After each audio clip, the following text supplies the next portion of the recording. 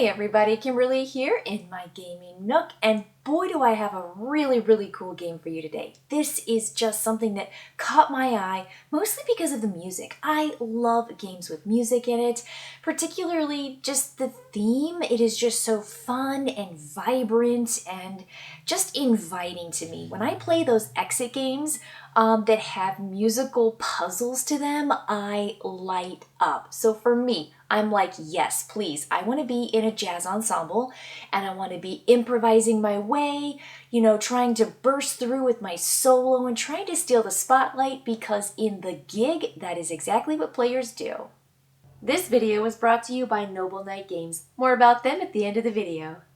The Gig is a real-time dice rolling placement game where 1 to 4 players will spend about half an hour placing dice into songs. Now, there are 6 songs in a set list for each game, and those games are really balanced for a 1 to 2 player experience, 3 or 4 player. Now, in every single song, there are 4 phases that players will go through. Phase 1 is the song. This is you opening up that songbook, finding that very first song in your set list for the game, and this is when players are going to roll dice, simultaneously placing dice into the song on the various notes and bonuses and just all the spots that are available. Once the songbook is open to the very first song, that phase 1 is going to begin. This is the song phase where players place their dice, but they're going to roll them in their own little area, and you have to roll your dice into your little tub or your little tray, and there are 4 trays that are included in the game,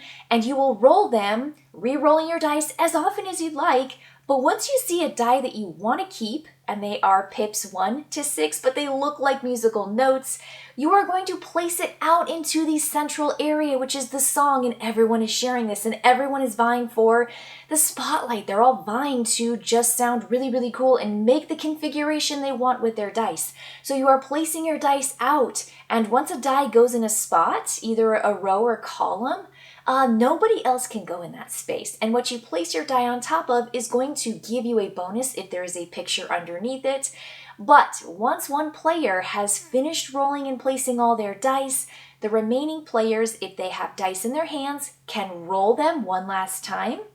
If they have any dice in there, but if the dice are in their tray and someone finishes, those dice have to be played. So everyone's going to place out the remaining dice. There are ways to modify, and that's what you really get to build upon, is you get to add sharps and flats and things like that that allow you to essentially check them off to say, I'd like this 3 to become a 4, I'd like this 2 to become a 1, and so forth. So that's the dice rolling phase. That's the song. You are essentially creating the song together, improvising as you will, placing your 4 dice out into the player area. There is a place for harmonies, and harmonies are essentially getting multipliers per dice in that particular row. And any amount of players can go in the harmonies section. It's kind of like that place where if you don't really get what you want, you put it over there and you at least get a couple points for that particular die. Or you bank really big because all the dice are filled up in that row, and you're going to get a great multiplier.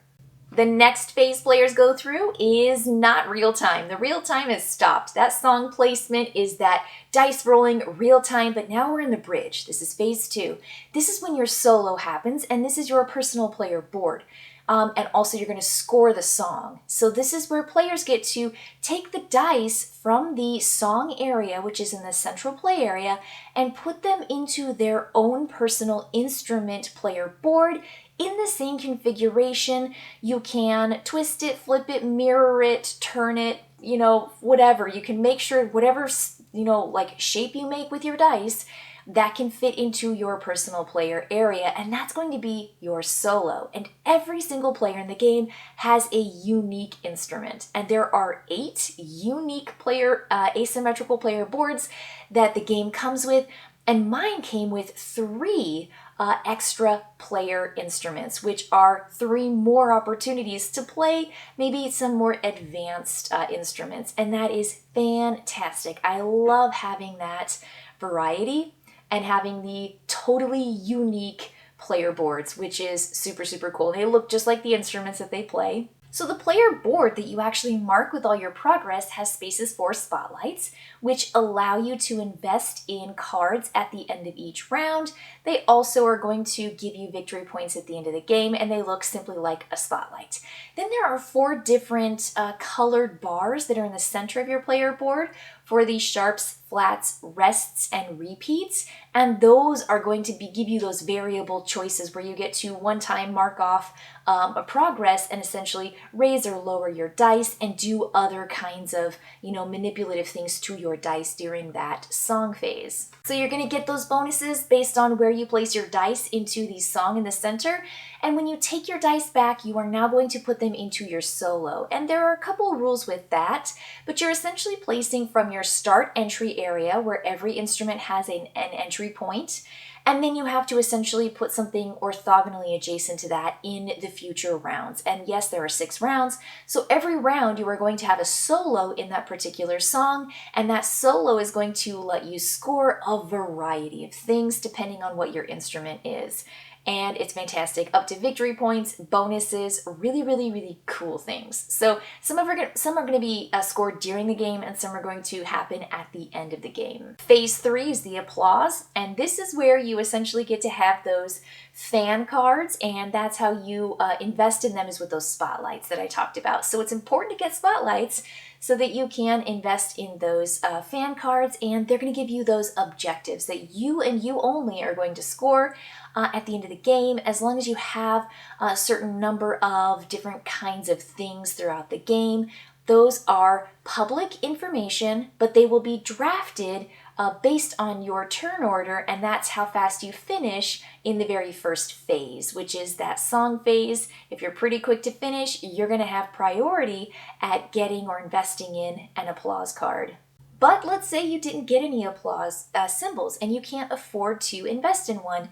You can, on your turn, simply discard a card for the bonus that is stated, and it's a way to gain resources as opposed to spend resources to gain victory points at the end of the game, so you're not totally out. The final phase of every round is simply that tune-up, clean-up phase, which is common with almost every game now. So you're going to pick up your dice, you're going to find the new song in the set list, and you are simply going to start over with that very first phase of rolling dice and placing out all of your dice into the song, competing for the same spaces that everybody else is competing for. This game is cool. It is so fun, it's slick, it's fast. I love that it's about 20 to 30 minutes for a game. There is a solo play variant, but I love dice rolling. I love worker placement with dice, and I love the simultaneous play. So for me, it has just a lot of these lovely combined features, but you're also trying to create a shape in the song that fits into your personal player instrument. And so you're competing for the spaces in the center because they have cool bonuses, but you also need your shape to fit into your instrument whenever it's time for you to do your solo. So fun feature. There's just enough conflict, there's just enough race and pressure with that real-time dice placement, but you're just rolling dice furiously trying to find the numbers or the notes that you're looking for to place them out, and when someone goes right where you were going to go and you just couldn't roll that too fast enough, you're like, I gotta change plans. So in the middle of a round, you are essentially trying to mobilize, you are trying to be flexible and think, well, what's my second plan? If I can't get my first option, what's my second option? And so there's just some fun stuff here, and I really like that kind of, I just like the real-timeness of it. And I think if you've seen any of my video reviews, you know I do like real-time games a lot. It's a nice pressure, it is a nice feel, and it just makes the game exciting. And with 6 songs that you play, and each song taking just a minute or 2 of dice rolling and placement, it's super fast. I mean, it really does go quickly, and I love the instruments. I mean, if you take a look at these, there's the drums, and they have a special symbol with the drums and sticks, and you want to get pairs of those.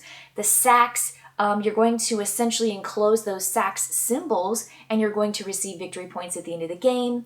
The bass has just bonus points when you have gotten to the widest rows and you have filled all of them. So you're trying to do a very specific thing with the bass. The trombone scores an additional 5 points for each groove in your solo that's a straight line. I mean, I just love the terminology here. It is just loads and loads of fun. The guitar cymbal lets you duplicate any other cymbal during the round that you enclosed it. I had a lot of fun playing with the guitar. The piano can be any notation symbol on the notes section of your instrument board. Fun stuff. Trumpet, you've got enclosed numbers on the rightmost column are multiplied, so now you want to get these enclosed numbers as multipliers. And lastly, the vocal. One vocal symbol can duplicate any other symbol that it shares a groove with. Yet another nice, straightforward instrument. I liked vocals as well. So fun stuff here. And then, of course, you've got those 3 bonus ones. This has just tons of play, tons of replayability, and super duper shareability with how short the game is, how unique and fun the theme is.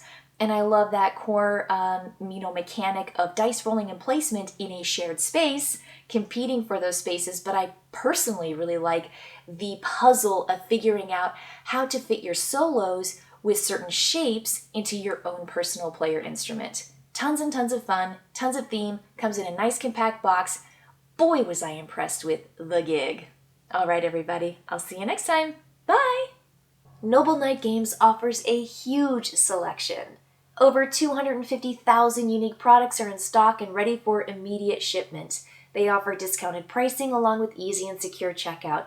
I can personally vouch for their fast and friendly customer service, having taken advantage of their trade deals. They promptly replied to my emails, questions, or special requests I had about the games I wanted to sell them and how I wanted to be compensated, either in store credit or cash.